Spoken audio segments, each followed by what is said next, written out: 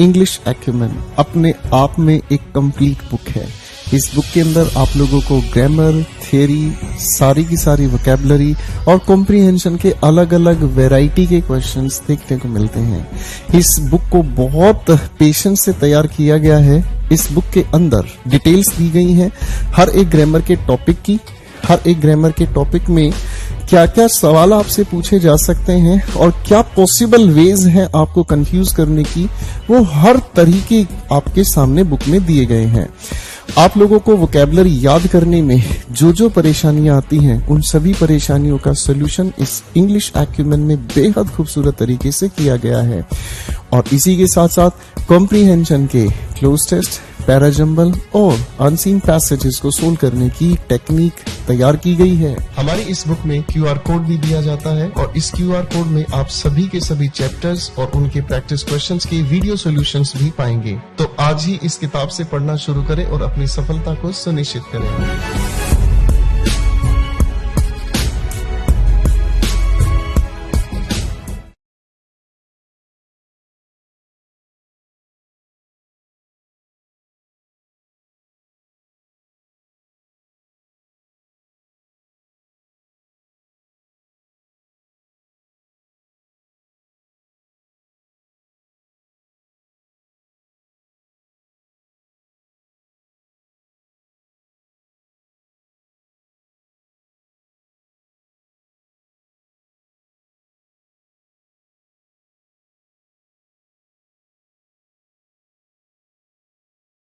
सभी को नमस्कार। आप सभी का स्वागत है करियर वेल ऐप पर। मैं आप सभी का गोपाल वर्मा आप सभी का स्वागत करता हूं। मेरे प्यारे दोस्तों, कैसे हैं आप सभी? मैं उम्मीद करता हूं आप सभी खुश होंगे, बहुत अच्छे होंगे और अच्छी तरह से पढ़ाई कर रहे होंगे। नमस्कार नमस्कार मेरे प्यारे प्यारे साथियों। आज सभी बच्चे आ जाओ फटाफट से। सभी बच्चे आ जाओ बेटे फटाफट से। आप सभी का स्वागत है। तो पहले ये बताओ, कौन कौन आप में से ऐसा बच्चा जो रिवीजन नहीं कर रहा है? क्योंकि जो रिवीजन नहीं कर रहा है उसी की पकड़ के पिटाई करनी है मुझे, और जो रिवीजन कर रहा है उसके लिए दिल से सलाम है। यूं ही मेहनत करते रहना मेरे दोस्त, मेरे भाई। चलो चलो सभी बच्चे आ जाओ फटाफट से।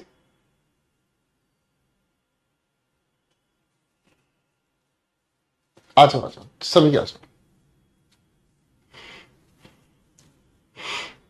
आ जाओ आ जाओ।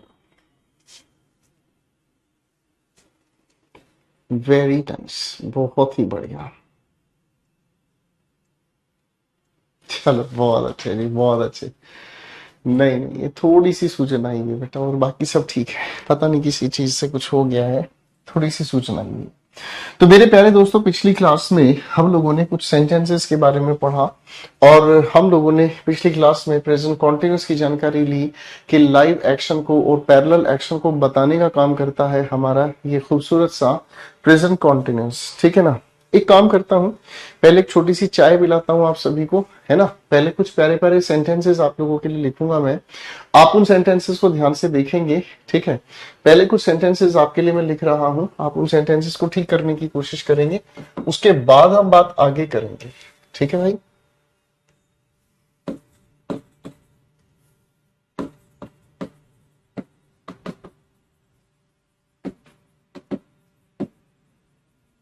इन सेंटेंसेस को जरा ठीक करके दिखाएंगे आप सभी। बेटा ये ईशा लिखा है, मैं इसको ठीक लिख देता हूं। इन सेंटेंसेस को आप ठीक करेंगे और साथ साथ ठीक करने के बाद ये भी बताएंगे कि क्या वजह है इन सेंटेंसेस को ठीक करने की। फाइन, ठीक करें और वजह को भी जरा बताने की कोशिश कीजिएगा।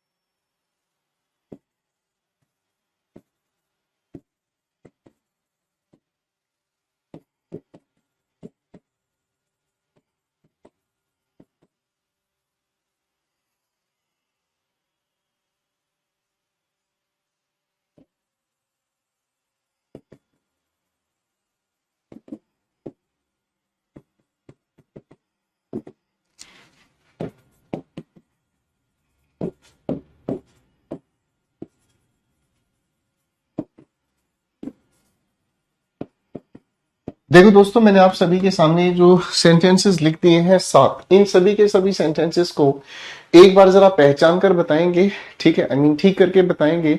और जब भी आप इनको ठीक करें तो इनकी वजह को भी बताएंगे कि किस वजह से आपने कौन सी वर्ब को ठीक किया है। चलिए दोस्तों, फटाफट से बनाने की कोशिश करो। शाबाश।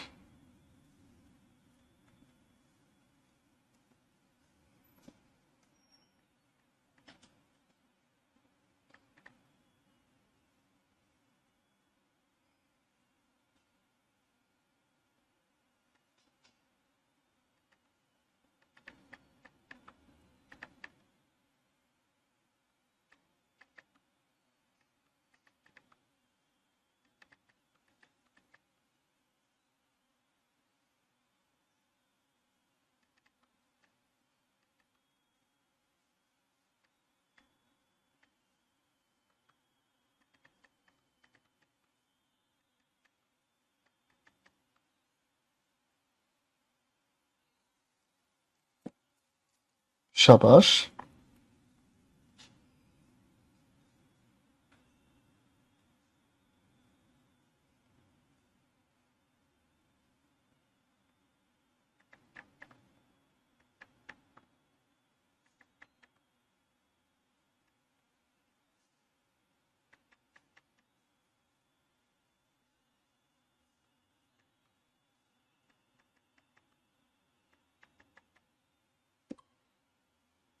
शाबाश, बहुत बढ़िया।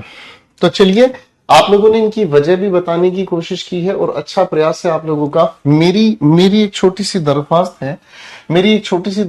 है, हमने पिछली क्लास के आखिरी पलों में एक लिस्ट बनाई थी दोस्तों, और वो लिस्ट हमने बनाई थी कि the following categories of verbs are generally used in indefinite tense in place of continuous tense, है ना। और ऐसी वर्ब्स को हम लोगों ने नाम दिया था नॉन एक्शन वर्ब्स, है ना मेरे दोस्तों। नॉन एक्शन वर्ब्स के नाम से हम लोगों ने इन्हें जाना था।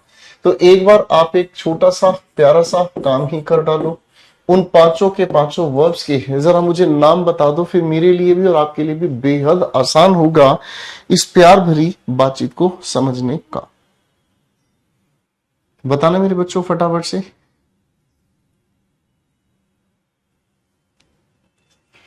शाबाश, पांचों की पांचों। चलो मेरे साथ साथ रिवाइज करो। वर्ब्स रिलेटेड टू सेंस, दूसरी कैटेगरी आपने बनाई थी वर्ब्स रिलेटेड टू फीलिंग, तीसरी कैटेगरी आप लोगों ने बनाई थी verbs related to mental process, फिर एक कैटेगरी आपने बनाई थी वर्ब्स रिलेटेड टू अपीयरेंस, यानी कि कोई चीज दिखाई कैसे देती है ना मेरे दोस्तों, ठीक है। और उसके बाद आप लोगों ने बनाई थी वर्ब्स रिलेटेड टू पोजेशन, यानी कि जब आप अधिकार बताने का काम करते हैं।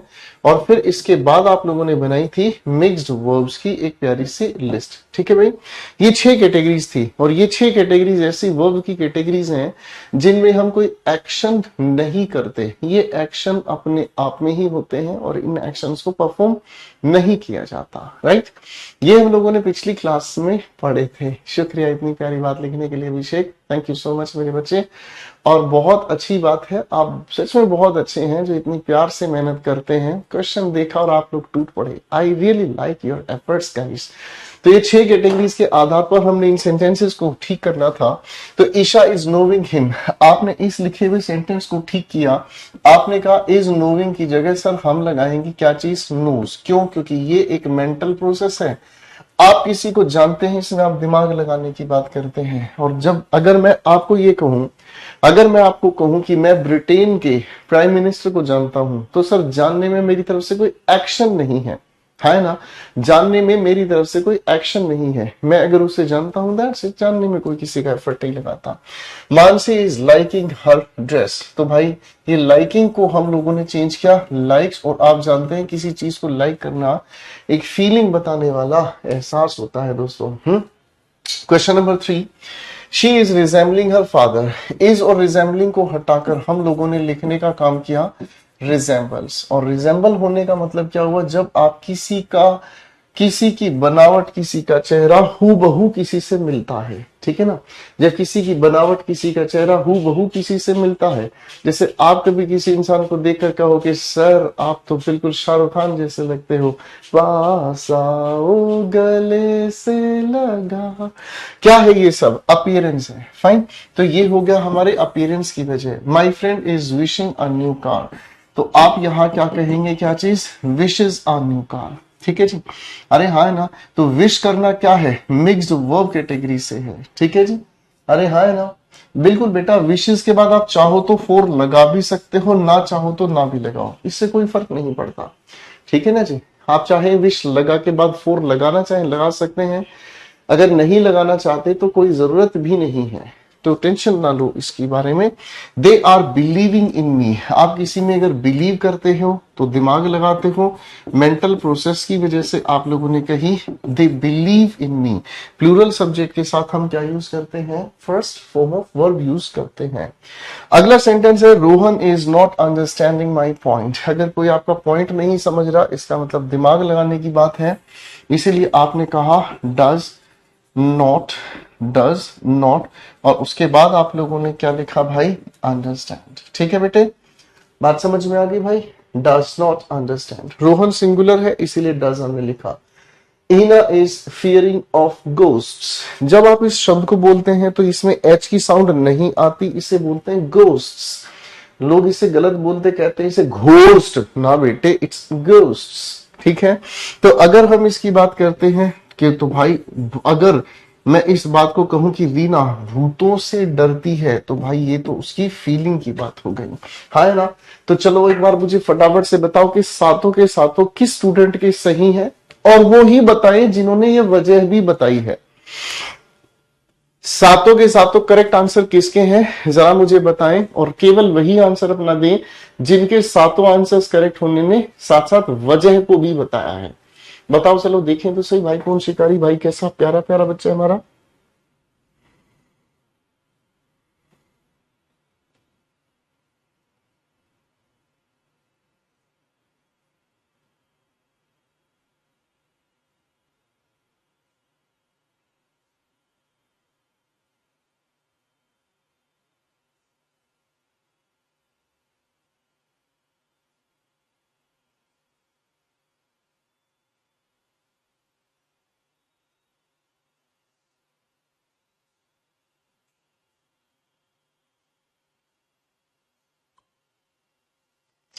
चलो बिल्कुल ठीक है भाई, बहुत बढ़िया स्कोर जा रहा है, लगभग सभी के सारे आंसर्स करेक्ट हैं, और मुझे ये देखकर बहुत ज्यादा खुशी है कि बच्चों ने सच्चे मन से मेहनत की है, ठीक है जी। मुझे देखकर बड़ी खुशी है, सच्चे मन से मेहनत की है और प्रॉपर रीजन बताए हैं। सैल्यूट है दोस्तों, आप सच में बहुत अच्छे हैं, ठीक है ना। अगर कोई पूछे ना कि क्या आपने कोई सच्चा और अच्छा इंसान देखा है, तो एक बार बताना कि आज हमारे टीचर ने हमें कहा है कि हम बहुत अच्छे हैं और सच्चे हैं।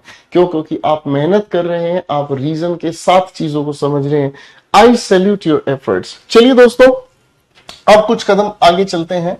मैं आपके सामने कुछ सेंटेंसेस लिखूंगा और इन सेंटेंसेस को थोड़ा बारीक तरीके से हम देखेंगे, बड़े ध्यान से समझने की कोशिश कीजिएगा, ठीक है जी। चलो भाई बच्चों, आ जाओ फटाफट से।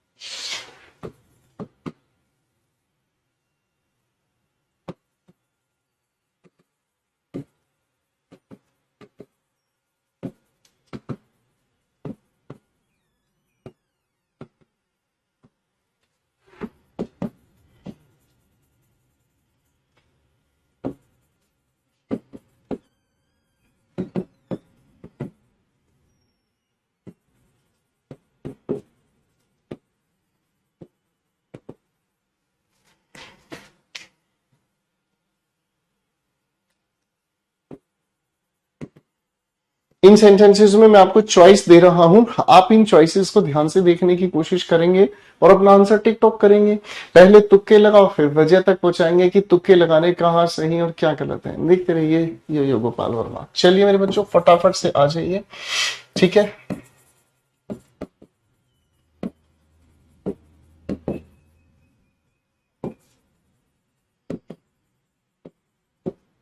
माइल्ड का मतलब हल्का हल्का, फीवर आप जानते ही हैं, ठीक है जी।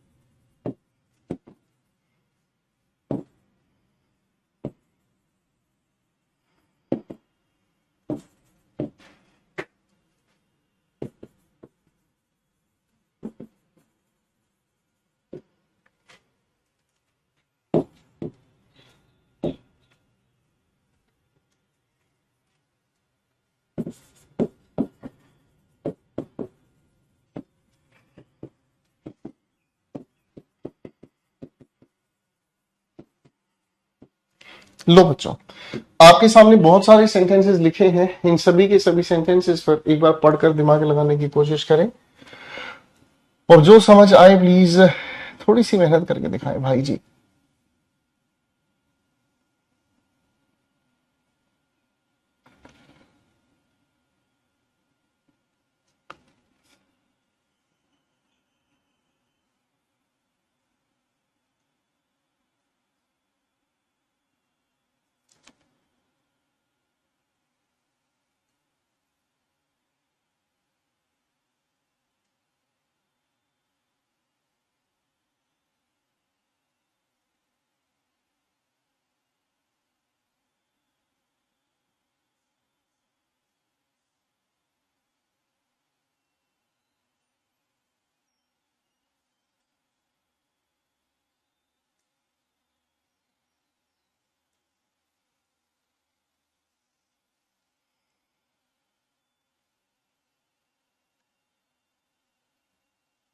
शाबाश, बहुत बढ़िया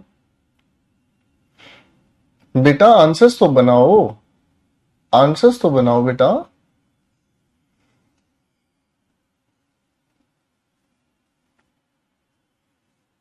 आंसर्स ही नहीं बनाओगे तो कैसे बताएंगे बेटा।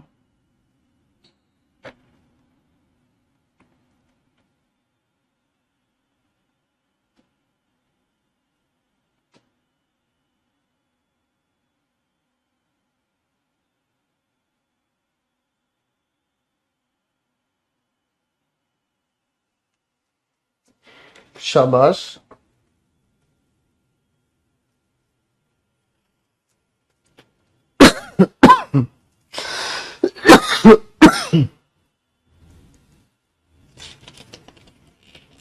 चलो भाई, बना लिए हैं।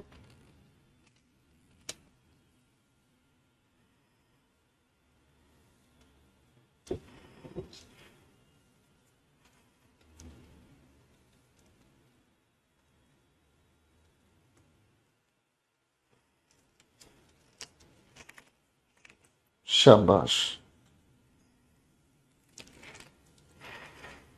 देखो भाई, इन सभी के सभी लिखे हुए सेंटेंसेस को अगर हम समझने का काम करें तो मेरे प्यारे दोस्तों, हम लोगों ने पिछली क्लास में एक छोटा सा नियम पढ़ा था, याद है।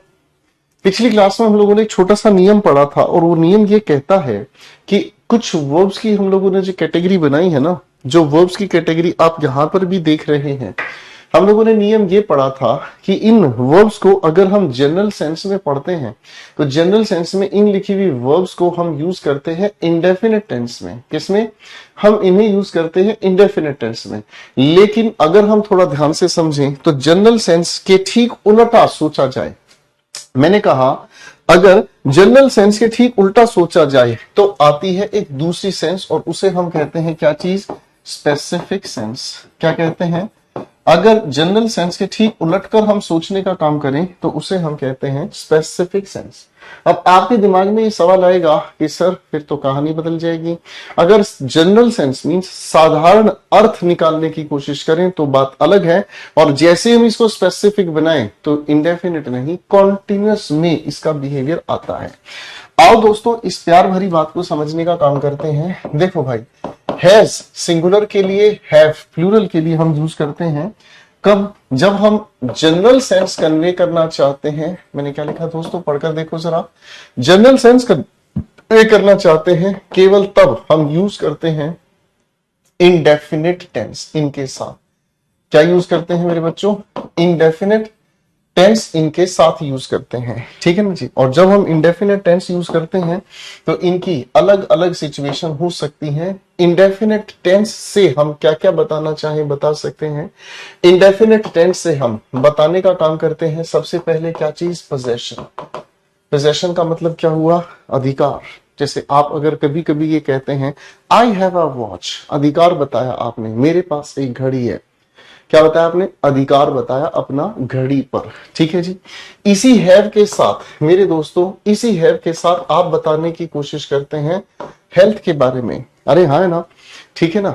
जैसे अगर मैं ये कहूं बेटे तुम्हारा आज चेहरा उतरा लग रहा है, क्या हुआ? तो आप कहोगे सर आई हैव हैड एक। क्या कहोगे? आई हैव हैड एक। इसका मतलब मुझे सिर दर्द है। हेल्थ की जानकारी इस हैव के साथ आप दे सकते हैं। इसी हैव के साथ आप एक और चीज बता सकते हैं, और वो है क्या चीज? रिलेशन की जानकारी, है ना। जैसे मान लो आप किसी लड़की के पास गए, है ना जी। आप किसी लड़की के पास गए और उस लड़की को जाकर कहते हैं हे बेब्स आई लव यू। लड़की ने खींच के घुमाया थप्पड़, आपको कहती है क्या? आई हैव अ बॉयफ्रेंड। आपने कहा अब तो तू गई, तेरे पापा को बताऊंगा, तू चक्कर में है किसी और के। उसने कहा कि पापा को पहले से ही पता है तुम कुछ ना बिगाड़ पाओगे, तो आप कह रहे हो देख ले थोड़ा सा एडजस्ट कर लेना अगर पॉसिबल हो तो। मजा आ गया गुरुजी। Relation, I have a boyfriend, ठीक है भाई। इसी हैव का एक और तरीके से हम प्रेजेंट इंडेफिनिट में यूज करते हैं जब बताने का काम करते हैं कोई भी प्लान। क्या बताने का काम करते हैं? कोई भी प्लान, है ना। जैसे आप अगर मान लो किसी से मिलने की बात कर रहे हैं, या फिर आप दिन का कोई प्लान बताने की कोशिश कर रहे हैं, या कुछ दिनों के बाद आप किसी से मिलने, तो आप इसमें हैव का चुपचाप यूज कर सकते हैं। अरे हाँ है ना, बात समझ। जैसे मैं अगर कहूं आपको आई हैव अ मीटिंग टुनाइट, आज रात मेरी एक मीटिंग है, तो आई हैव अ मीटिंग टुनाइट, ठीक है। जनरल सेंस की बात हमने की। और मेरे दोस्तों हम इसी हैज या हैव को, मेरे प्यारे दोस्तों, हम इसी हैज या हैव को यूज करते हैं स्पेसिफिक सेंस के लिए। देखो अब चीज थोड़ी ध्यान से समझने की आ गई है। हम इसे यूज करते हैं किसके लिए भाई? स्पेसिफिक सेंस के लिए। और जब हम इसे स्पेसिफिक सेंस के लिए यूज करते हैं तो ये बताने का काम करता है कौन सा टेंस भाई? आप कहोगे सर ये बताने का काम करता है कॉन्टिन्यूअस टेंस। आप कहोगे सर स्पेसिफिक सेंस होने का मतलब क्या हुआ? जैसे ही आप मेरे दोस्तों स्पेसिफिक सेंस बताने की कोशिश करते हो ना, तो स्पेसिफिक सेंस का मतलब होता है कि देखो जनरल सेंस का मतलब समझ में क्या आया? जनरल सेंस का मतलब एक ऐसा अर्थ जो सभी के लिए एक जैसा है, यानी कि एक ऐसा अर्थ which is common to all, यानी कि एक ऐसा अर्थ जो सभी के लिए एक जैसा है या सभी के लिए एक समान है, ठीक है भाई। मैंने क्या कहा? एक ऐसा अर्थ जो सभी के लिए एक जैसा है, जो सभी के लिए एक समान है, ठीक है।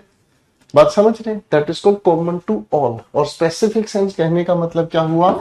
Speaker oriented meaning. मैंने क्या कहा?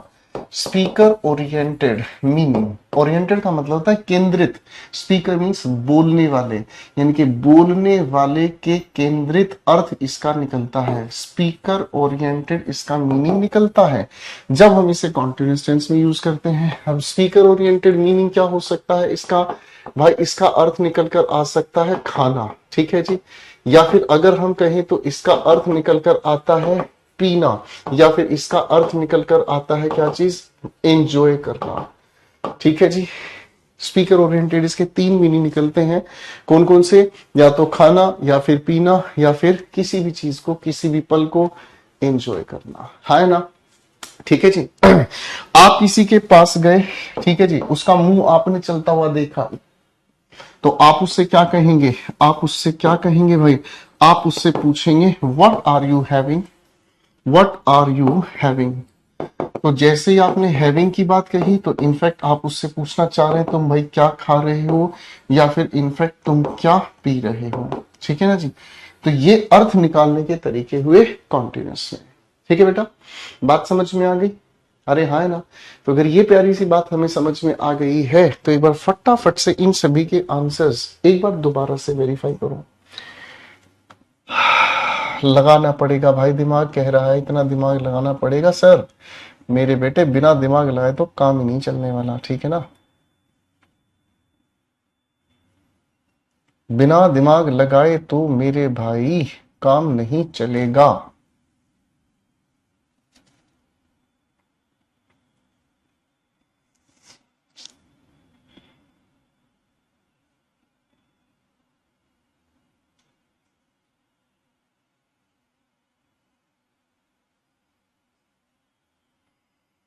शाबाश,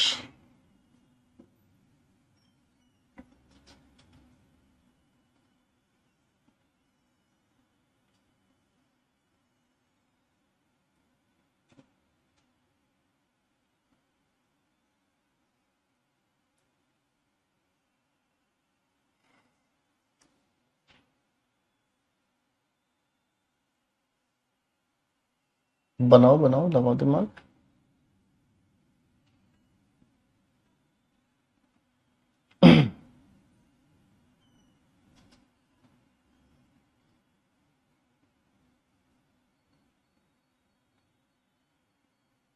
शाबाश,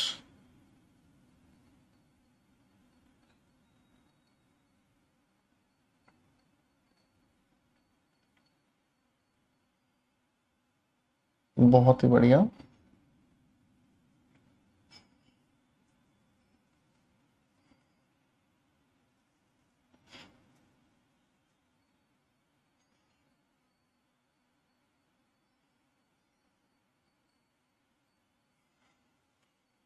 शाबाश, बहुत बढ़िया, शाबाश शाबाश, बहुत ही बढ़िया। चलो बेटे, सारे आंसर्स आपने बना दिए हैं। अब एक बार मेरे साथ मिलकर वेरीफाई करते हैं। We have are having a huge house. भाई घर पर, किसी भी तरह के मकान पर आप पोजेशन ही बताएंगे प्रेजेंट इंडेफिनिट की वजह से। पी का मतलब पोजेशन। प्रेजेंट इंडेफिनिट में आप इस हैव का यूज करेंगे जो कि पोजेशन बता रहा है। Question 2, they have are having fun in Goa. भाई गोवा में वो रहकर क्या कर रहे हैं? एंजॉय कर रहे हैं। ई का मतलब एंजॉय कर रहे हैं, इसलिए इसे कॉन्टिन्यूस में हमने मेंशन किया। Shikha has is having a cup of tea. By cup of tea को पीने की बात कही जा रही है, तो डी का मतलब ड्रिंकिंग, इसलिए इसे हमने कॉन्टिन्यूस में यूज किया। Raunak and Kirti have are having dinner. Dinner अगर वो कर रहे हैं तो डेफिनेटली क्या कर रहे हैं भाई साहब? डिनर को तो खाने की बात है, इसलिए हमने इसे कॉन्टिन्यूस में यूज किया। आई एम हैविंग माइल्ड फीवर। मुझे हल्का हल्का बुखार है। हेल्थ की बात कही, प्रेजेंट इंडेफिनिट में आप इसे बताएंगे। ठीक है बेटे, क्वेश्चन 6 पर आ जाओ। She has is having two brothers. उसके दो भाई हैं। आप बिल्कुल सही समझे सर, रिलेशन बताने की बात प्रेजेंट इंडेफिनिट में बताई जानी चाहिए। ठीक है, आगे लिखा है I am having a meeting at Kamla Nagar. मेरी एक मीटिंग है, तो मीटिंग होने का मतलब प्लान बताने का, पी का मतलब प्लान है। यहाँ पर प्रेजेंट इंडेफिनिट में बताएंगे दोस्त। We have are having a vintage car. हमारे पास एक विंटेज कार है। विंटेज कार हम किन्हें कहते हैं? वो कार जो पहले चला करती थी अब नहीं चलती। वो कार जो पहले चला करती थी, आज से करीब 50 60 100 साल पहले चलती थी, अब नहीं चलती, अब वो मॉडल बंद हो गए हैं। तो यानी कि क्या हो गया? पोजेशन बताने की बात हुई, इसीलिए हमने इसे प्रेजेंट इंडेफिनिट में बताया। ठीक है दोस्तों, लो भाई ये हमने ट्रिक बनाई इन सभी को समझने की। ठीक है बच्चों, बन गई भाई बातचीत की ट्रिक? आया ना बेटा? चलो जी,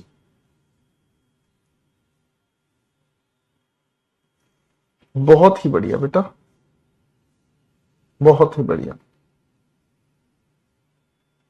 चलो जी, क्लियर है। अब ये वाली बात हमारी क्लियर है, तो ऐसे ही और भी क्वेश्चंस लिख रहा हूं। ध्यान से समझकर इनके आंसर्स जरा मार्क करने की कोशिश कीजिएगा, ठीक है।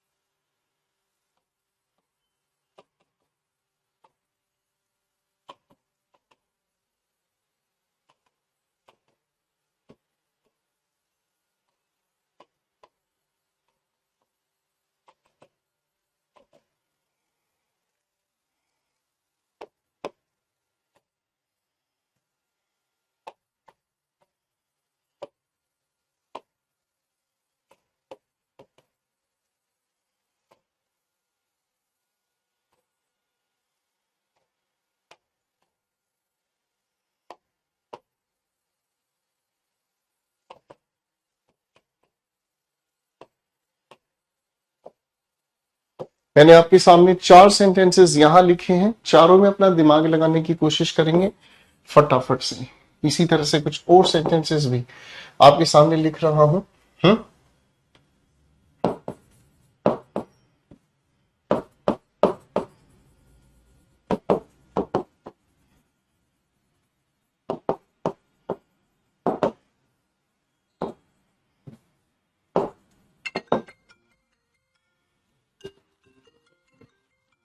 बनाकर दिखाओ बेटा।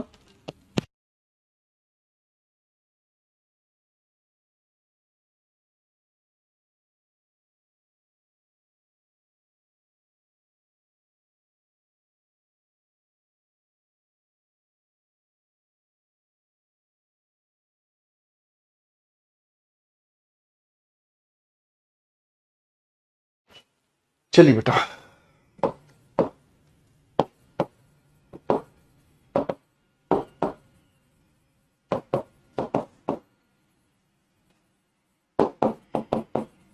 स्टील, स्पेलिंग को ध्यान से समझना। स्टील, स्टील का मतलब होता है बासी होना, ठीक है, सड़ा हुआ होना, ठीक है।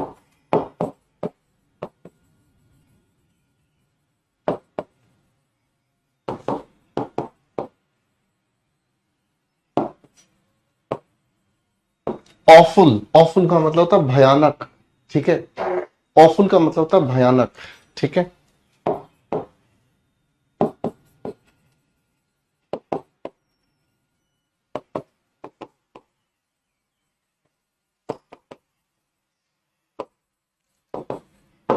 चलो बेटे, अपनी तरफ से फटाफट से टिकटॉक करो, टिकटॉक करो बेटे फटाफट से।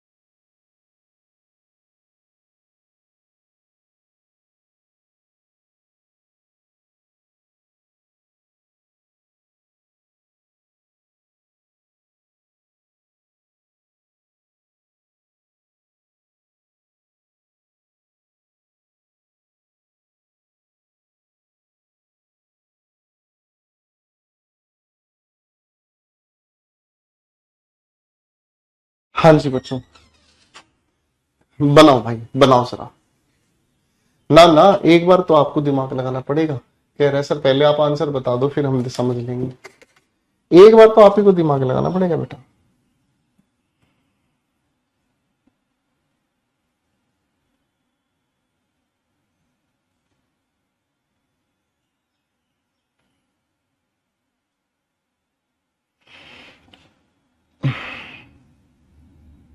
पहले तो आपके दिमाग लगाओ बेटा, मैं तो डायरेक्ट आंसर बता दूंगा, फायदा ही क्या होगा उस चीज का।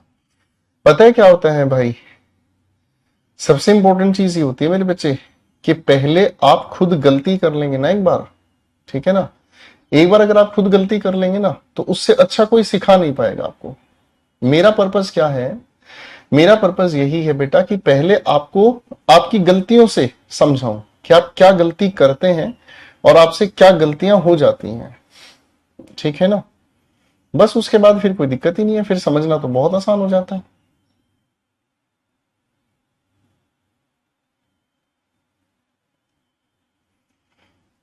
चलो भाई,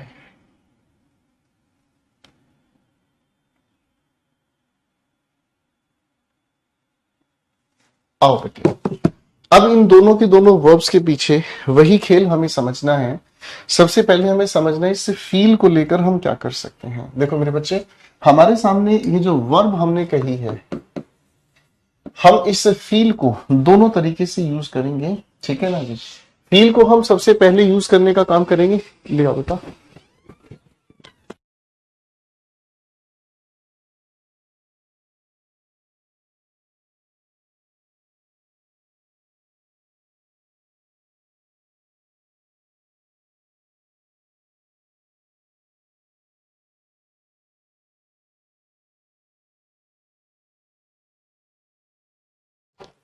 मैं माफी चाहूंगा मेरे बच्चे, ध्यान देखते हैं। फील को हम इंडेफिनेट टेंस में यूज करते हैं। मैंने क्या लिखा, फील को हम इंडेफिनेट टेंस में यूज करते हैं जब हम कन्वे करना चाहते हैं जनरल सेंस। क्या लिखा मैंने, जब हम किसी के सामने क्या पेश करना चाहते हैं, जनरल सेंस। जनरल सेंस का मतलब क्या बताया था, चलो बताओ। जनरल सेंस का मतलब क्या बताया था, जरा बताओ मुझे। देखो ध्यान से, क्या लिखा था भाई, ये लिखा मेरे बिल्कुल ठीक सिर के ऊपर लिखा हुआ है, कॉमन टू ऑल, यानी कि जिसका अर्थ, हाँ जी बेटा, पहले चाय पियेंगे हम, है जी, हाँ, तेज तेज अदरक वाली। हाँ जी बच्चों, तो एक ऐसा अर्थ जो सभी के लिए एक जैसा है। सर हमें भी चाय पीनी है आपके साथ, आपको मैं चाय पिलाऊंगा पक्का, लेकिन पहले सिलेक्शन आपको लेना है। सिलेक्शन लेने के बाद मेरे साथ मिलेंगे, चाय पियेंगे, बातें करेंगे, तब अच्छा लगेगा, ठीक है। तो जनरल सेंस का मतलब सभी के लिए एक जैसा, है ना बेटा। तो इसका मतलब हमें समझ में आया, फील को हम इंडेफिनेट टेंस में तब यूज करते हैं जब जनरल सेंस हम कन्वे करना चाहते हैं। इसका मतलब जैसा आप फील कर रहे हैं वैसा दूसरा फील कर रहे हैं, है ना। लेकिन मेरे दोस्तों, अगर इसी फील को हम कॉन्टिन्यूअस टेंस में यूज करें, मैंने क्या कहा, इसी फील को अगर हम कॉन्टिन्यूअस टेंस में यूज करें तो ये कन्वे करने की कोशिश करता है क्या चीज, स्पेसिफिक सेंस। स्पेसिफिक सेंस का मतलब क्या बताया, बताओ जरा मुझे। बिल्कुल ठीक कह रहे हो बेटा, स्पेसिफिक सेंस का मतलब समझ में आया, स्पीकर ओरिएंटेड मीनिंग, यानी कि बोलने वाला अपने अनुसार उसका अर्थ निकालता है। और बोलने वाला अपने अनुसार जब अर्थ निकालता है ना, तो फील को स्पेसिफिक बनाने का मतलब समझ में आता है कि कोई भी इंसान हमें बताने का काम करता है किस चीज के बारे में, अपनी हेल्थ के बारे में। किसके बारे में बताने का काम करता है, किसी हेल्थ के बारे में। अरे हाँ ना, अब हेल्थ के बारे में क्या समझ में आता है, हो सकता है आप कोल्ड की बात कर रहे हो, फीवर की बात कर रहे हो, आप हो सकता है अनईजीनेस की बात कर रहे हो, अनईजीनेस, ठीक है ना, बेचैनी हो रही है, किसी को बुखार है, किसी को कुछ अजीब महसूस हो रहा हो, इस चीज को हम कॉन्टिन्यूस के फील के साथ बताने का काम करते हैं, ठीक है। आज मेरे बच्चों, पहले इन्हीं के आंसर्स को वेरीफाई करते हैं। She feels is feeling cold in January, वो इंसान जनवरी के महीने में ठंड महसूस कर रहा है। अब आप जानते हैं जनवरी का महीना तो है ही सभी के लिए ठंड भरा, आपको भी ऐसी ठंड लगनी, मुझे भी, सभी को ऐसी ठंड लगनी है, सभी के लिए एक जैसा मीनिंग है, तो क्या कहोगे, फील्स। अरे हाँ है ना, ठीक है बेटा। दूसरी बात, I am feeling cold, I must consult a doctor, मुझे डॉक्टर से मिलना चाहिए। इसका मतलब क्या हुआ, स्पेसिफिक सेंस, मुझे सर्दी लग रही है, इसका मतलब या तो मुझे बुखार है या मेरी शरीर में कोई दिक्कत है ना, बात समझ रहे, तो मुझे डॉक्टर से, यानी कि स्पेसिफिक मुझे ठंड लग रही है। आगे सेंटेंस 3 लिखा है, the doctor feels is feeling the pulse of the patient. अब इस सवाल नंबर 3 को और इस सवाल नंबर 4 को ध्यान से पढ़कर देखना, दोनों के अंदर बिल्कुल हल्का सा फर्क है। पढ़कर देखो बेटा फटाफट से।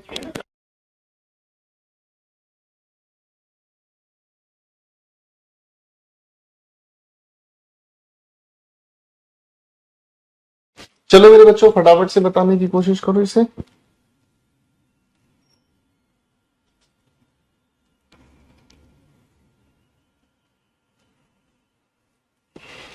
बताओ बताओ बताओ।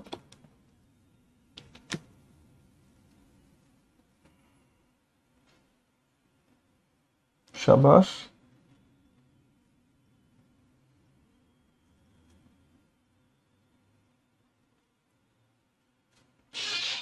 चलो बेटा, तो आपने इनके आंसर्स बनाने का काम किया। थैंक यू बेटा, थैंक यू। हाँ जी, तो बेटा फटाफट से इनके आंसर्स बनाओगे। बिल्कुल।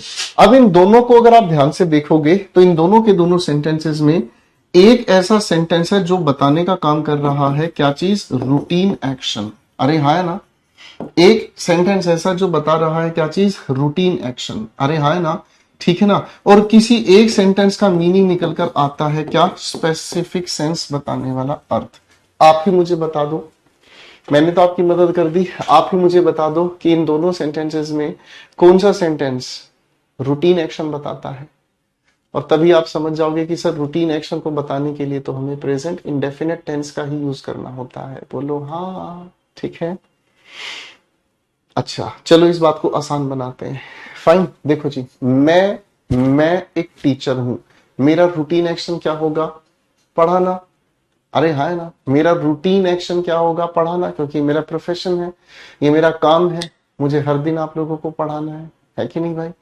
और जैसे ही मैं अगर ये कहूं कि एक बड़ी बहन अपने छोटे भाई को पढ़ा रही है, तो भाई उस बड़ी बहन का रूटीन एक्शन थोड़ी हो सकता है। उस बड़ी बहन का तो एक स्पेसिफिक उसने अपना पर्पस बना लिया कि मैं अपने छोटे भाई को पढ़ाऊं। हाँ है ना, बिल्कुल यही फर्क है। अगर हम इस रूटीन एक्शन की बात कर रहे हैं तो कोई भी डॉक्टर के लिए routine action, habit, routine action बताने के लिए प्रेजेंट इंडेफिनिट की हमें जरूरत है। जबकि एक माता अपने बच्चे की, अपने बेटे की अगर पल्स को चेक कर रही है तो इसका मतलब वो माता जी अपने बेटे की अगर पल्स चेक कर रही है तो उसकी सेहत की चिंता कर रही है। पल्स चेक करने का ये मतलब हुआ बेटा, पल्स चेक करने का ये मतलब हुआ कि आप ऐसे हृदय की धड़कन को ऐसे पहचानने की कोशिश करेंगे। ठीक है, ये है पल्स चेक करना। ठीक है बेटा, बात समझ में आ गई भाई, हाँ या ना। देखो एक जैसे सेंटेंस, शब्द लगभग एक जैसे हैं, लेकिन पॉइंट ऑफ व्यू बदल गया। यहां आप किसी इंसान का रूटीन एक्शन बता रहे हो, एक माँ का रूटीन एक्शन थोड़ी है। माँ का रूटीन एक्शन थोड़ी है बच्चे की पल्स चेक करना, वो तो उसकी हेल्थ को ऑब्जर्व कर रही है। ठीक है बेटा, मजा आया, जरा मुझे बताओ बेटा, बताना जरा मेरे बच्चे, मजा आया भाई, हाँ के ना। बिल्कुल मजा आएगा भाई।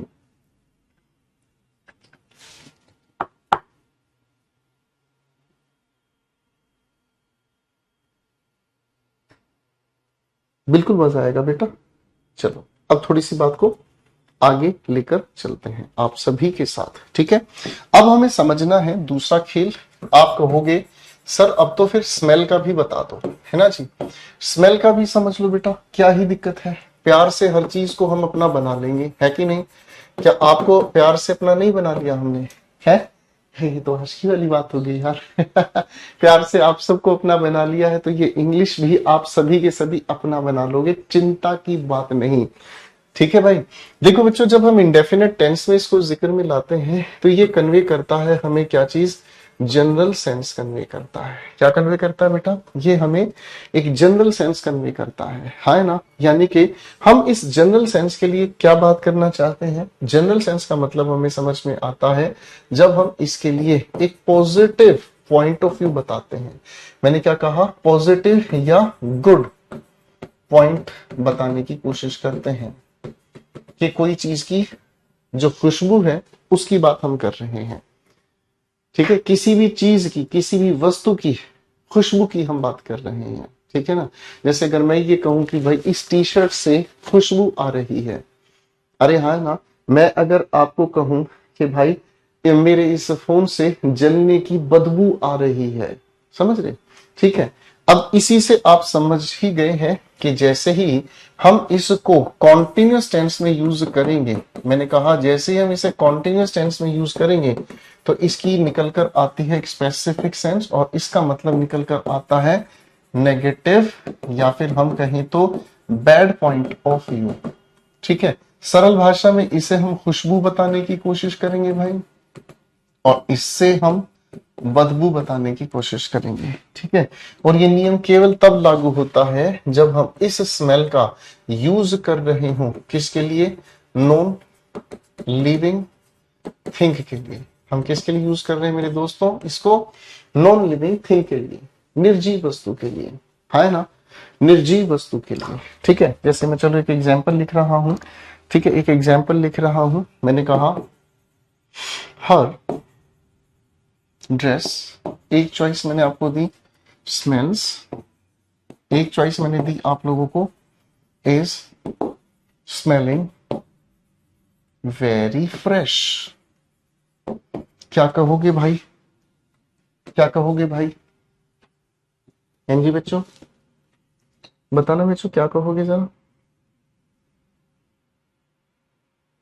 बहुत बढ़िया।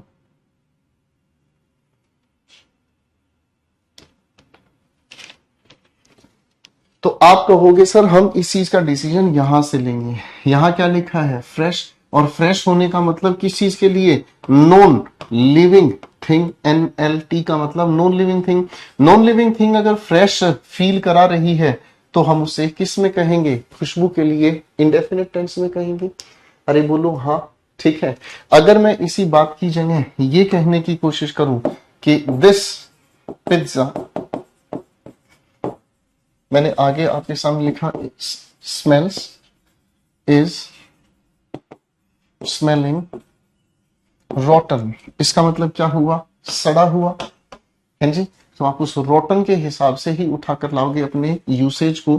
सड़ा हुआ बदबू की बात कर रहा है नॉन लिविंग थिंग के लिए, तो हम लोगों को क्या यूज करना पड़ा भाई, हम लोगों को इज स्मेलिंग का यूज करना पड़ा, है ना। आप कहोगे सर ये तो नॉन लिविंग की बात हो गई, है जी।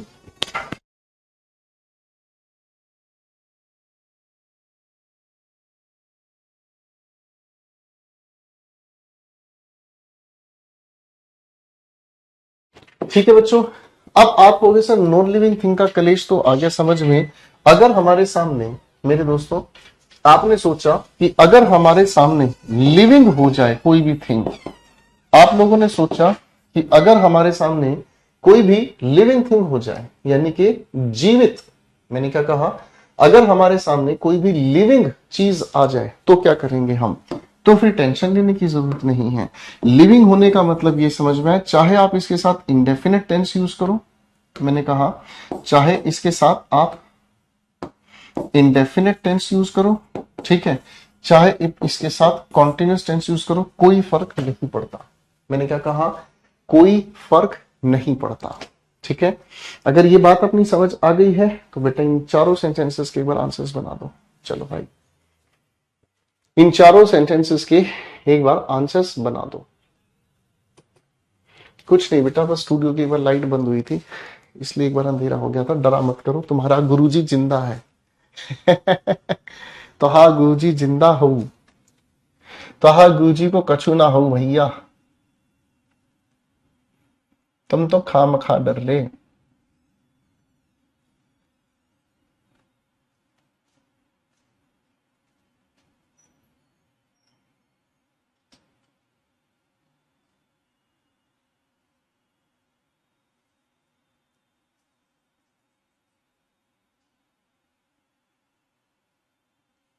शाबाश।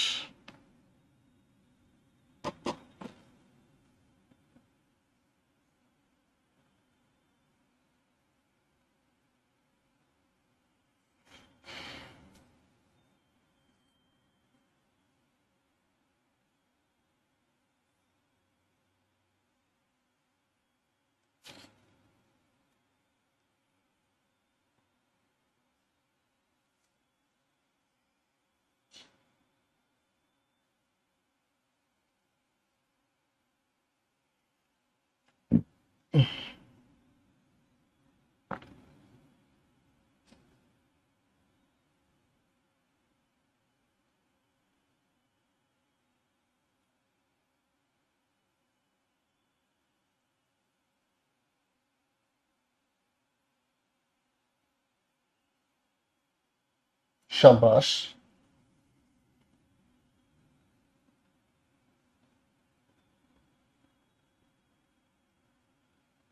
बहुत बढ़िया।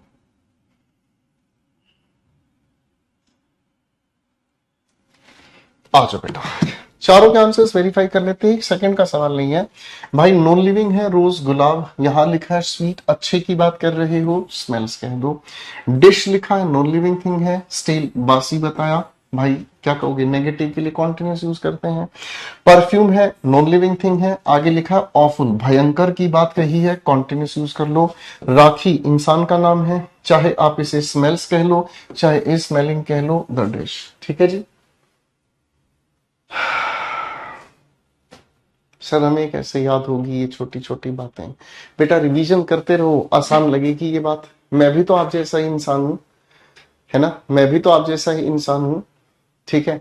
अब अगर मान लो आप यही सवाल गगन प्रताप सर से पूछो कि सर आपको इतनी सारी थ्योरम, इतने सारे मैथ्स के लॉजिक, इतनी सारी ट्रिक्स कैसे याद हुई। आप राकेश यादव सर से पूछो सर आप मैथमेटिक्स के जादूगर कैसे बने, तो बेटा प्रैक्टिस ही तो है जो उन्हें बहुत अच्छा टीचर बना पाई। ये तो रिवीजन पर डिपेंड करता है, प्रैक्टिस पर डिपेंड करता है। आप जितनी प्रैक्टिस करोगे, जितनी रिवीजन करोगे, उतने ही अच्छे तरह से इस कहानी को समझ पाओगे। ठीक है। जब तक प्रैक्टिस और रिवीजन नहीं करोगे ये कहानी नहीं समझ आएगी मेरे बेटे। फाइन।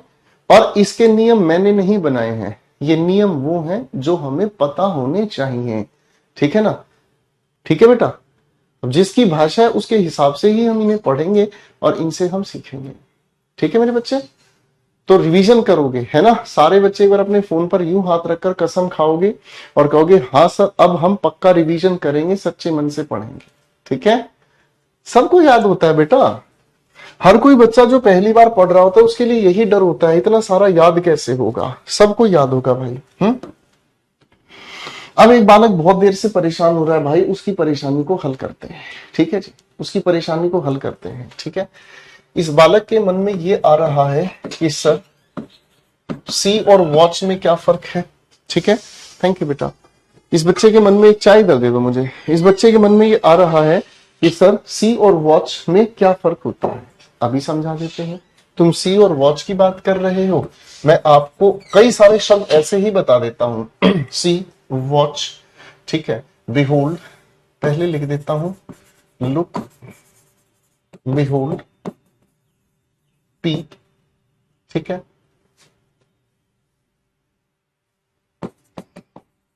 Stair, glare, gauge.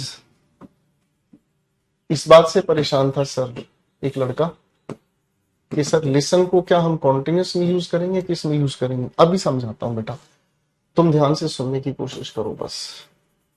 देखो बेटा ये सारी की सारी जो वर्ब्स है ना, इस सब का मतलब है देखना, इन सब का मतलब है सुनना। ठीक है। इन सब का मतलब होता है देखना, इन सब का मतलब होता है सुनना। लेकिन इस देखने और सुनने में भी बस इतना सा फर्क है जितना मैं एक चाय की चुस्की लूंगा। ठीक है। चाय की एक चुस्की लूंगा और फर्क बता दूंगा। ठीक है भाई। मजा आ गया। चाय पियोगे बेटा पहले ये बताओ। मैं बिल्कुल नहीं पिलाऊंगा। याद रखना चाय तब मिलेगी जब सिलेक्शन लोगे। ठीक है। सिलेक्शन वाले के साथ चाय पियेंगे हम, मोहब्बत के नाम। आइए इनका फर्क समझते हैं। सी अपने आप में एक जनरल एक्ट है दोस्तों। सी अपने आप में एक जनरल एक्ट है। आपने आंखें खोली, आप कुछ ना कुछ तो देखोगे ही। अरे हाँ ना, जनरल एक्ट है, आपके ऊपर डिपेंड नहीं करता। आप रोड पर चले जा रहे हो, आंखें खुली हैं, मन चाही या अनचाही चीजों का आप देखते ही जाओगे। चाहे कोई सुंदर सी गाड़ी आ रही हो, चाहे कोई सुंदर सी रिक्शा आ रही हो, मन चाहा नहीं है, अनचाहा कुछ भी देखने को मिले, जनरल एक्ट है। इसीलिए इसे हम यूज करते हैं किसमें, इंडेफिनेट टेंस में। अरे हाँ ना। लेकिन अगर इसी को कॉन्टिन्यूअस टेंस में आप यूज कर ले तो इसका अर्थ बदल जाता है। I am seeing my aunt tomorrow. तो इस लिखी हुई बातचीत का मतलब क्या समझ में आया। इसका मतलब क्या हुआ, प्लानिंग टू मीट। आप यहां किसी को मिलने का प्लान बना रहे हो। ठीक है ना। आप यहां पर करने वाले क्या हो, प्लान कर रहे हो किसी से मुलाकात का। ठीक है। बात समझ रहे। कॉन्टिन्यूस में मीनिंग आप बदल देते हैं। हाँ है ना। वॉच की अगर हम बात करते हैं तो वॉच का मतलब होता है किसी चीज को देखना और साथ साथ समझना। लुक का मतलब क्या हुआ? किसी चीज को देखना और साथ साथ समझना। अब आप कहोगे सर ये तो दोनों एक ही जैसे हैं, इनमें भी कोई फर्क है क्या? बिल्कुल फर्क है। वॉच हम उस चीज को कहते हैं जिसके अंदर मोशन हो, मूवमेंट हो, और लुक हम उसे जिसके अंदर कोई मूवमेंट ना हो, स्टैटिक हो। मैं अगर आपके सामने एक चित्र बनाता हूं, मैं अगर आपके सामने एक चित्र बनाता हूं, ठीक है जी, मैं अगर आपके सामने एक चित्र बनाता हूं, ठीक है जी, मैं अगर आपके सामने एक चित्र बनाता हूं, ठीक है भाई, और मैं अगर कहूं कि लुक एट या वॉच दिस पेंटिंग, क्या कहूंगा? आप कहोगे क्या चीज? Look at this face. क्या कहोगे? भूतनी बना दिया सर। अरे नालायक, कुछ और समझना है। मैं क्या कहूंगा? Look at this face, static है। लेकिन जब मैं इसको बना रहा था तब मैं क्या कहूंगा आपको? वॉच माई हैंड, यानी कि मेरा हाथ हिल रहा है, उसके स्ट्रोक्स को देखो, वो हिल कैसे रहा है। समझ में आ गया? आप मूवी देखने जाते हो, फिल्म देखने जाते हो, तो आप वॉच का यूज करते हो, है ना बेटा? You are watching a movie, ठीक है, you are watching a movie. तो वॉच का मतलब क्या हुआ? फिल्म के अंदर जो मूवमेंट हो रहा है आप उसे देखते हैं। अरे हाँ, है ना? ठीक है ना? आपके सामने अगर तारा कोई है तो आप क्या कहते हैं? Look at the star. समझ गए बेटा फर्क? बिहोल्ड की अगर हम बात करते हैं तो बिहोल्ड का मतलब हमें समझ में आता है जब आप देखने का काम करते हो, जब आप देखने का काम करते हो, किसको? किसी एक दूर चीज को, और डिस्टेंट ऑब्जेक्ट। किसको? कोई दूर है, कोई भी ऑब्जेक्ट, इंसान, ठीक है ना? तो थोड़ी देर पहले मैंने कहा लुक एट द स्टार, तो उसकी जगह मुझे क्या कहना चाहिए? Behold the star. Look at की जगह मुझे कहना चाहिए बिहोल्ड द स्टार। वो दूर जो सितारा दिख रहा है उसे ध्यान से, बिहोल्ड द स्टार, दूर के ऑब्जेक्ट। पीप का मतलब होता है क्या? To look through, to look through a small opening, किसी दरार से देखने का काम करना, ठीक है ना? कोई भी दरार है, कोई भी थोड़ा सा, आप गली में जा रहे हो, ठीक है, आप गली में जा रहे हो, किसी का ये मकान पड़ता है भाई, ठीक है ना? मकान का दरवाजा इतना सा खुला हुआ है, ठीक है। अब आप यहाँ शिकारी हो भाई साहब, आप यहाँ शिकारी हो, ठीक है जी, आप चले जा रहे हो, फाइन, आप चले जा रहे हो, अचानक से आप यहाँ पहुंचे। जैसे ही आप यहाँ पहुंचे आपने झांक के देखा, बिल्लो बिल्ली से चिपका पड़ा है, बिल्लो बिल्ले बग्गी यादा की करेगी। आपने क्या झांक कर देखा थोड़े से खुले दरवाजे से, और ये आदत है शिकारियों की, है कि नहीं? इसे हम कहते हैं पीप, ठीक है बेटा। स्टेयर का मतलब क्या होता है? To look constantly, to look constantly, ठीक है ना जी। सामने गाना सुना है सभी ने? ताकते रहते तुझको सांझ सवेरे, याद है भाई? तेरे मस्त मस्त दो नैन मेरा दिल का ले गए चैन। क्या हो रही हो छिछोरी हरकत? ताकना, किसी को लगातार घूरना, ताड़ना, बिल्कुल ठीक कहा, हिंदी में ताड़ना कहते हैं। ग्लेयर, टू लुक एंग्रीली, ठीक है ना? कभी कभी होता क्या है, जैसे आप अपने घर पर बैठे हैं, पूरा परिवार बैठा है, आपके दोस्त का फोन आया, जैसे आपके दोस्त का फोन आया तो दोस्त के फोन को आप तुरंत उठाते हो, ठीक है ना? और आप तुरंत भूल जाते हो कि आप परिवार में बैठे हो, और आप अपने दोस्तों वाली भाषा में बोलता, क्या कर रहा है बे, बीप बीप। तभी आपको होश आता, रहे साइड में तो बापू बैठे हैं, आपकी नजर घूमती है, बापू आपको यूं देख रहे होते हैं, तो ये आंखें चौड़ी करके देखने का गुस्से वाली लुक हुआ है कभी किसी के साथ? हुआ है कभी किसी के साथ? बापू ऐसे गुस्से में आंखें चौड़ी करके देखता है, ये क्या है? गुस्से में देखना, ग्लेयर, ठीक है जी, है ना? Gaze, to look blankly, to look blankly, ठीक है जी। अब ब्लैंक होकर देखने की बात होती है। कई बार ऐसा नहीं होता, जैसे ट्रेन में बैठे हैं, रुक जा भाई, बढ़िया तरह समझाएंगे फीलिंग के साथ। अब चेयर ऊपर हो जा भाई, हमारी चेयर ऊपर नहीं हो रही। आप ट्रेन में बैठे हुए हैं बिल्कुल ऐसे, ठीक है ना? और आप कुछ सोच रहे होते हैं, ठीक है ना? सोचते सोचते आपका ध्यान जा रहा है किसी पर, आप देख किसी को रहे हो, आप सोच किसी को रहे हो, है ना? होश तब आता है जब वो लड़की आके मुंह पे झापड़ मारती है, कहती देख क्या रहा है बे? तो आप कहते हैं सॉरी मैम, मैं आपको नहीं देख रहा था, मैं तो कुछ और सोच रहा था। तब लड़की एक और झापड़ मारती है, क्या देख क्या रहा है? प्रपोज काहे नहीं करता है? हाय हाय हाय हाय हाय, आय हाय हाय हाय, ऐसी घटना जीवन में घट जाए तो सोच लो एक आदमी कई बया कर ले भैया। गेज टू लुक ब्लैंकली, ऐसी हरकत आपके एग्जाम्स में भी होती है, बोलो हाँ। एग्जाम्स में भी होती है, आप किसी भी क्वेश्चन का आंसर लिखने की सोच ही रहे होते हो और सोचने के चक्कर में आप आसमान में से या क्लास की छत से अपना आंसर ढूंढते हो। अकबर ने हुमायूं को क्या कहा था? आई लव यू नहीं कहा था, नहीं। अच्छा, ऐसी सिचुएशन में सबसे गाने ही याद आते हैं, है ना, है ना। ऐसी सिचुएशन में आप किसी क्वेश्चन का आंसर छत पे ढूंढ रहे हो, लुक ब्लैंकली, सोच रहे हो, पीछे पीछे दिमाग गाने की तरफ लेके चलता है। एक तो कम जिंदगानी, एने नोरा फतेही याद आ रहे। नोरा फतेही क्यों याद आ गई? ससुर दिल पे छुरी चल गई हमारी।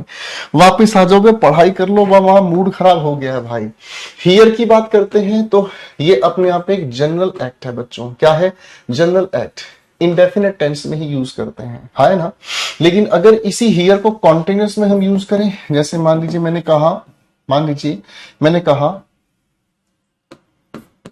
ध्यान से समझना भाई, अगर मैं कहूं his father is hearing the reason of his failure,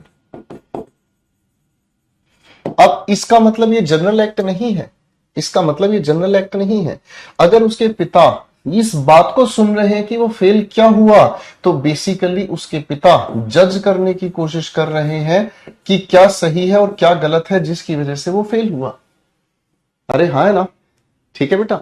ऐसी सिचुएशन कई बार आती है कि आपके सामने कोई भी इंसान आपकी गलती या सही को ढूंढने के लिए आपकी बात सुनता है, तो वहां इसका बिहेवियर कॉन्टिन्यूस हो जाता है, ठीक है ना।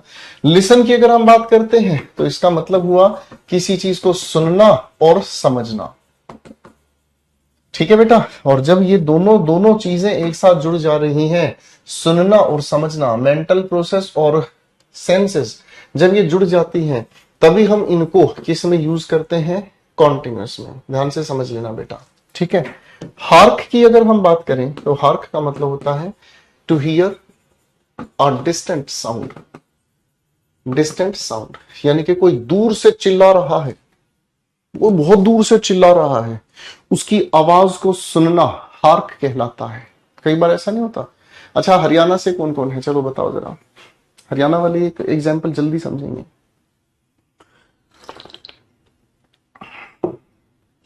हरियाणा वाला कौन कौन शिकारी है भाई? हरियाणा वाले ये एग्जाम्पल बहुत जल्दी समझते हैं। चलो सिचुएशन क्रिएट करता हूं। हरियाणा में अक्सर ऐसा हो जाता है, ठीक है, एक नाम है हरियाणा का, बड़ा पॉपुलर नाम है, ठीक है।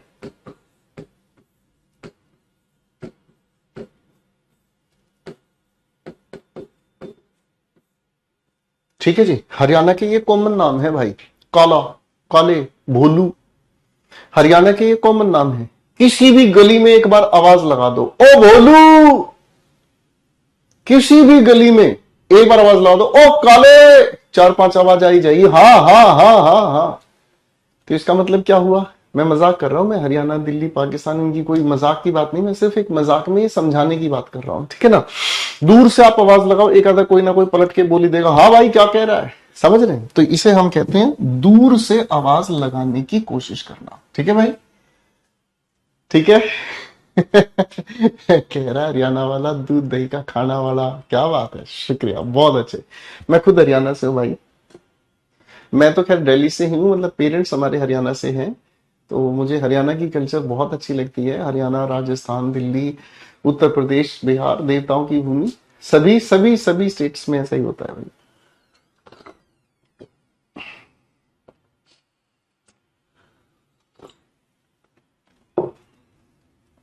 ठीक है बेटा, अब समस्या खत्म हो गई। इस शब्द के ऊपर कल से परेशान हो रहा है एक बालक, है ना। अब ठीक है बेटा, सेटल हो गया, पढ़ लो, ठीक है। सर इन सभी के सेंटेंसेस हम खुद बनाएंगे, शाबाश बेटा,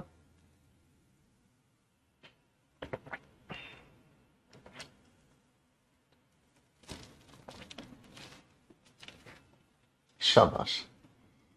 पढ़ लिया है तो यस सर कह दो फटाफट से।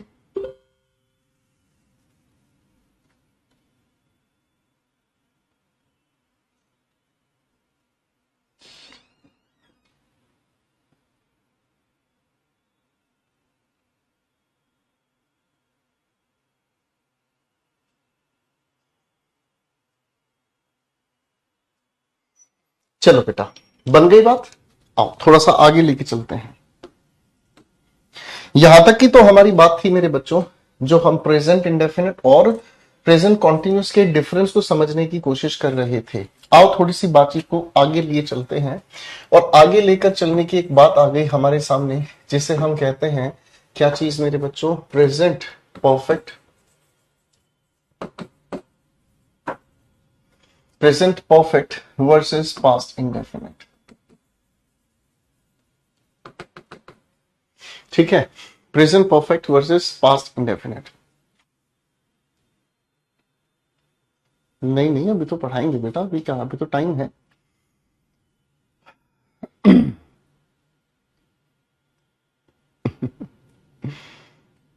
शाबाश। Present perfect versus past indefinite. आओ मेरे बच्चों, अब इस कहानी को समझने का काम करते हैं।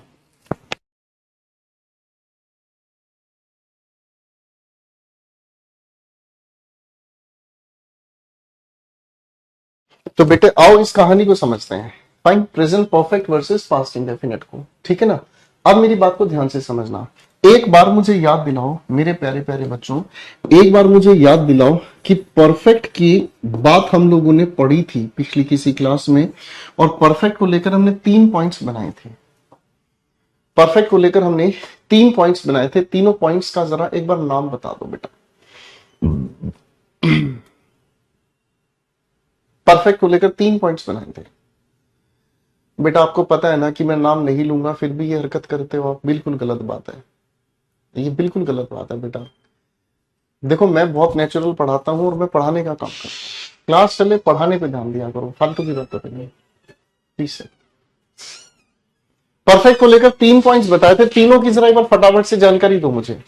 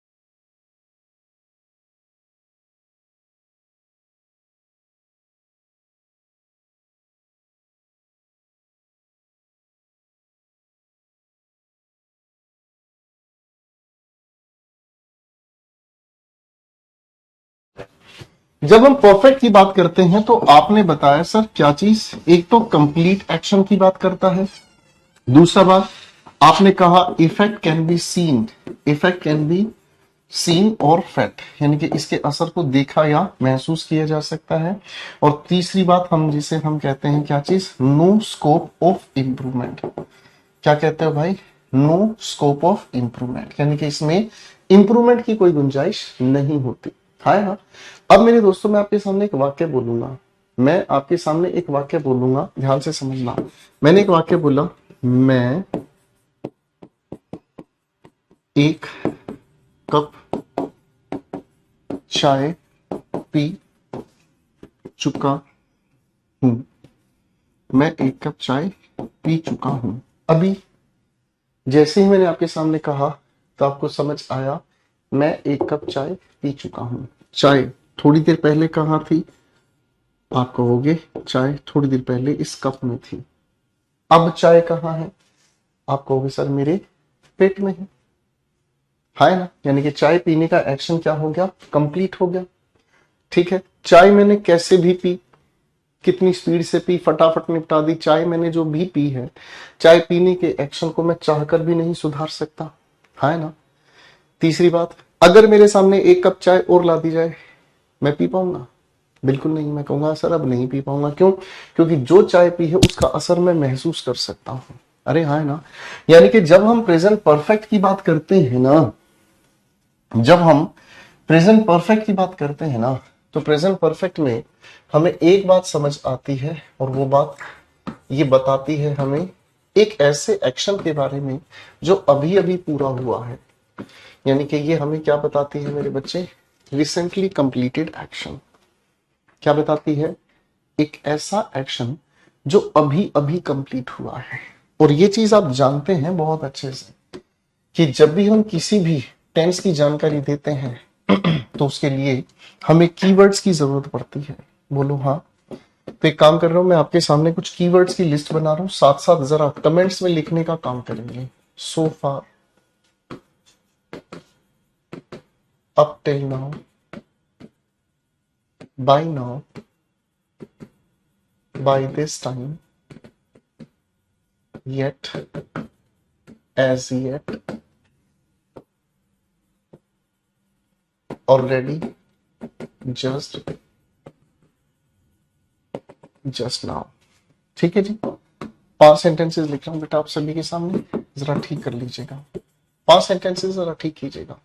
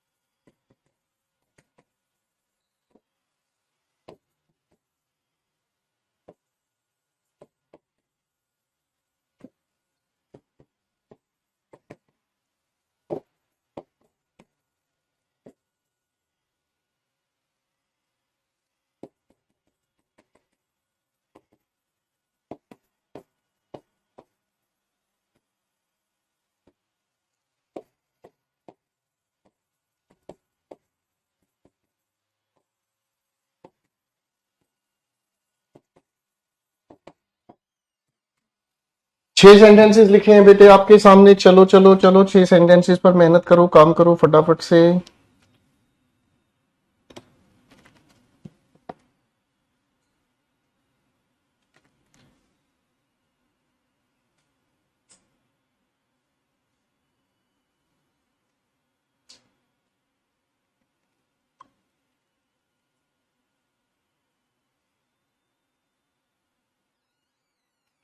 शाबाश।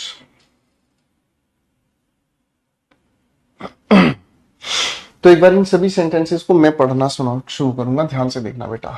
राखी कंप्लीटेड 3 चैप्टर्स। हमें नहीं पता राखी ने 3 चैप्टर कब कंप्लीट किए। हमें नहीं पता राखी ने 3 चैप्टर्स कब कंप्लीट किए, लेकिन जैसे ही लिखा देखा सो फार, तो सो फार का मतलब हमें समझ में आया अब तक। अब तक राखी 3 चैप्टर कंप्लीट कर चुकी है, यानी कि रिसेंटली कंप्लीटेड एक्शन बताने के लिए इस कीवर्ड की वजह से ही हमने इसे प्रेजेंट परफेक्ट में बदला। वेरी इजी, है ना। दूसरे सेंटेंस में शी पेड द बिल, उसने बिल पे किया। भगवान जाने उसने बिल पे कब किया। आगे लिखा है बाय दिस टाइम, यानी कि इस समय तक उसने बिल पे कर दिया है।